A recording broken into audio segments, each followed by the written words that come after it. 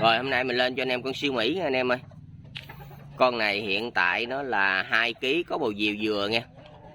Và con mới lớn, đang thai lông nha, đang là thai lông mền đó. Lường sâu ghim khích nha. Con này giá 1.6 bao ship các tỉnh cho anh em nào thấy hộp nhãn thì lưu cho mình. Siêu Mỹ dòng khét sữa.